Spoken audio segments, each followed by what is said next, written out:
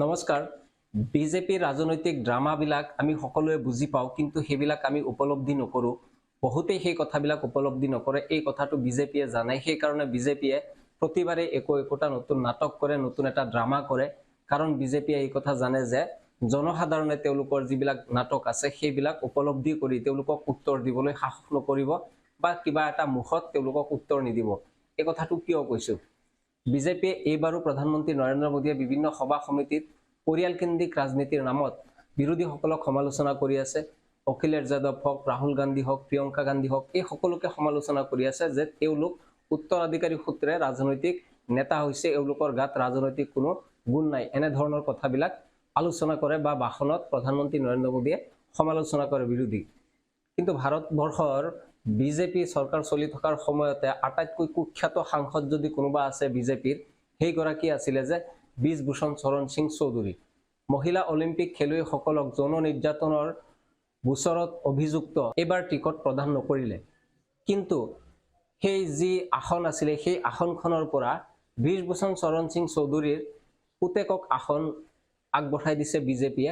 বিজেপিৰ ক্ৰনলজিটো স্পষ্ট, তেওঁলোকৰ যি ক্ৰনলজি আছে, তেওঁলোকৰ যি নাটকবিলাক আছে, ইয়াৰ পৰা স্পষ্ট হৈ যায়। বিজেপিৰ প্ৰতীক চিহ্নৰ পৰা তেওঁক নিৰ্বাচন খেলিবলৈ আগবঢ়াই দিছে, অৰ্থাৎ বিজভূষণৰ যি বংশ, সেই বংশৰ পৰা এজন উত্তৰাধিকাৰী বিচাৰি উলিয়াই অনা হ'ল, আৰু সেই উত্তৰাধিকাৰীক এইবাৰ পুনৰ সেই একেখন কেশৰগঞ্জ যি সমষ্টি আছিলে সেই সমষ্টিখনৰ পৰা তেওঁক প্ৰাৰ্থিত্ব প্ৰদান কৰা হৈছে। তেওঁলোকে কেৱল বিৰোধী নেতাসকলৰ পৰিয়ালকেন্দ্ৰিক ৰাজনীতিৰ কথা পাতে আৰু জনসাধাৰণক বুৰ্বক বনাই, জনসাধাৰণক ব্ৰেইন ৱাছ কৰি তেওঁলোকে এক বিশেষ ধৰ্মৰ তেওঁলোকে আকৰ্ষিত কৰি ধৰ্মৰ প্ৰতি বিৰোধী নেতাসকলক সমালোচনা কৰাৰ যি সমান্তৰাল কাহিনী তেওঁলোকৰ দলত তেওঁলোকে নিজে ঘটাই আছে। ইয়াৰ বহুকেইটা উদাহৰণ আছে, তাৰ ভিতৰত যি আটাইতকৈ গুৰুত্বপূৰ্ণ উদাহৰণটো হ'ল বিজভূষণ শৰণ সিং চৌধুৰীৰ পুত্ৰ।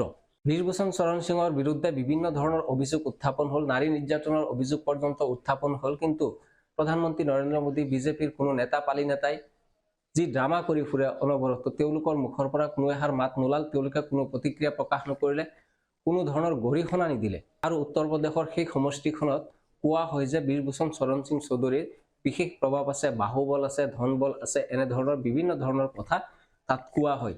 আৰু সেইকাৰণে হয়তো তেওঁৰ পুত্ৰক এইবাৰ টিকটৰ বাবে টিকট দিয়া হৈছে, আৰু তেওঁৰ পুত্ৰক জিকাই আনাবলৈ তেওঁলোকে সকলো ধৰণৰ কৌশল তেওঁলোকে প্ৰয়োগ কৰিব, আৰু হয়তো সেই আসনখনৰ পৰা তেওঁক বিজয়ী কৰাই লৈ আহিব।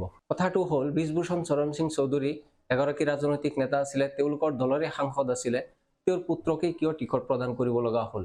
সেই উত্তৰ প্ৰদেশত কোনো ধৰণৰ তেনেধৰণৰ নেতা নাছিল নেকি কেশৰগঞ্জ সমষ্টিত, যাক বেলেগ দলৰ যেনেকে পৰিয়ালকেন্দ্ৰিক ৰাজনীতি চলায় তাৰ পৰা ফালৰি কাটি গৈ তেওঁলোকে সেই ধাৰাটো তেওঁলোকে পৰিৱৰ্তন কৰি পৰিয়ালকেন্দ্ৰিক ৰাজনীতি নকৰে বুলি তেওঁলোকে এটা উদাহৰণ দাঙি ধৰিব কিয় নোৱাৰিল? যিহেতু তেওঁলোকেও গোপনে গোপনে পৰিয়ালকেন্দ্ৰিক ৰাজনীতি চলাই আছে, গতিকে তেওঁলোকে বিৰোধী দলবিলাকক কেনেদৰে পৰিয়ালকেন্দ্ৰিক ৰাজনীতিৰ নামত তেওঁলোকে সমালোচনা কৰে, তেওঁলোকৰ লাজ লাগেনে নাই, তেওঁলোকৰ লজ্জাবোধ হয়নে নাই, এই কথাটো জনসাধাৰণে, আমি সাধাৰণ ভোটাৰ ৰাইজসকলে বুজিব লাগে।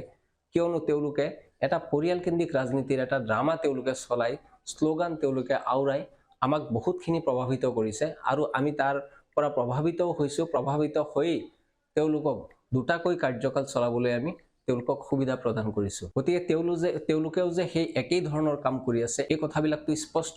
বিজভূষণ শৰণ সিঙৰ পুত্ৰৰ যি ঘটনা, সেই ঘটনাৰ পৰা সেয়া স্পষ্ট হৈ গ'ল। ক'বলৈ গ'লে বিজভূষণ শৰণ সিং, যাৰ বিৰুদ্ধে নাৰী নিৰ্যাতনৰ ঘটনাত অভিযোগ উত্থাপন হৈছে, তেওঁক নতুনকৈ এটা প্ৰমোশ্যন দিয়া হ'ল, তেওঁক উপহাৰ দিয়া হ'ল, তেওঁৰ পুত্ৰক দিয়া হ'ল সেই উপহাৰ যে তেওঁৰ পুত্ৰক এইবাৰ সাংসদ হিচাপে নিৰ্বাচিত কৰিব বিজেপিয়ে, তাৰ কাৰণে টিকট প্ৰদান কৰিছে। এয়াও এক ডাঙৰ উপহাৰ হ'ব পাৰে। সদ্যহতে চৰ্চিত আৰু এটা বিষয় আছিলে, প্ৰজ্জ্বল ৰাভান্নাৰ বিৰুদ্ধেও 2000তকৈ অধিক নাৰী নিৰ্যাতনৰ ঘটনাৰ অভিযোগ উত্থাপন হৈছে।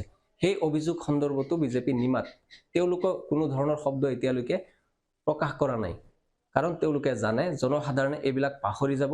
ভোটৰ বতৰত তেওঁলোকে ৰামৰ নাম ল'ব, ধৰ্মৰ নাম ল'ব, পাকিস্তানৰ নাম ল'ব, এইবিলাক কৰি তেওঁলোকে নিৰ্বাচনী সময়খিনি পাৰ কৰি দিব, আৰু তেওঁলোকক ৰাইজে ধৰ্মৰ মুখত তেওঁলোক মোহিত হৈ তেওঁলোকক ভোট প্ৰদান কৰি দিব। এই কথাটো বিজেপিয়ে জানে। এতিয়া আমি ভোটাৰসকলে কি কৰিম? আমি ভোটাৰসকলে বেলেগ একো কৰিবই নালাগে। আমি ভোটাৰসকলে তেওঁলোকৰ যি নটংকিবিলাক আছে সেয়া উপলব্ধি কৰিব লাগে।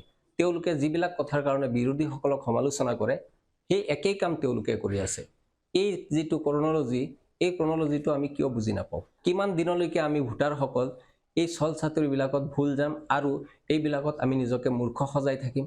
তেওঁলোকে এটাৰ পিছত এটা মিছা মাতি থাকিব, তেওঁলোকে এটাৰ পিছত এটা ষড়যন্ত্ৰ কৰি থাকিব জনসাধাৰণক বুৰ্বক বনাবলৈ, আৰু আমি সেইমতে বুৰ্বক বনি গৈ থাকিম। এনেধৰণৰ তেওঁলোকৰ যি মোহ মায়া, ডুপ্লিকেট ভগৱানৰ যি মোহ মায়া তেওঁলোকৰ, তাৰ পৰা আমি কেতিয়া মুক্তি লাভ কৰিম? কেতিয়া আমি তাৰ পৰা মোক্ষ প্ৰাপ্ত কৰিম? তেওঁলোকৰ এই কৌশলী ছল চাতুৰিৰ উত্তৰবিলাক একমাত্ৰ ভোটৰ জৰিয়তে দিব পৰা যাব। কিন্তু ইতিমধ্যে বহু সমষ্টিত ভোট হৈ গ'ল, ভোটদান হৈ গৈছে। গতিকে সেই সমষ্টিৰ জনসাধাৰণে এই কথাবিলাক নতুনকৈ ভাবিবলৈ আকৌ 5 বছৰৰ সময় অপেক্ষা কৰিব লাগিব, যদি বিজেপি পুনৰ নিৰ্বাচিত হৈ আহে। আৰু যিসকল ভোটাৰ, যিখিনি সমষ্টিৰ ৰাইজে এতিয়ালৈকে ভোট প্ৰদান কৰা নাই, তেওঁলোকে এই কথাখিনি মৰ্মে মৰ্মে উপলব্ধি কৰিব পাৰিব আৰু ভোটৰ জৰিয়তে তেওঁলোকে এনেধৰণৰ ছল চাতুৰিবিলাকৰ প্ৰত্যুত্তৰ দিব পাৰিব।